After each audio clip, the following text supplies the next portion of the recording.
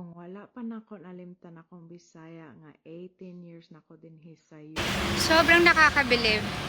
Kasi imagine mo, hindi naman siya talagang purong Pilipina, hindi rin siya purong Bisaya, pero the fact na lumaki siya sa atin, sa Pilipinas, alam na alam pa rin niya magbisaya. Ganitong mga tao nakaka-proud. Kasi marami dyan nagsasabi na kapag nakapunta na ng Maynila, nakakalimutan na magbisaya. Ako, let me just be honest to everyone. Ako po ay ipinanganak sa Cebu, so I'm really a Cebuana. Almost half of my life na, as in maturing life, dito na talaga sa Taiwan. So, syempre, yung laging ginagamit ko na salita ay Chinese or Mandarin.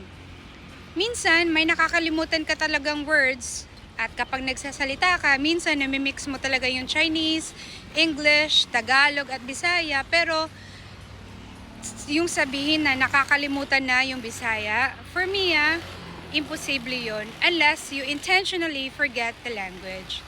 Pero alam niyo po, it's a blessing na marami kang alam na lengguwahe. Kasi you can communicate, so dapat hindi mo dapat ikinakahiya na marunong kang magbisaya.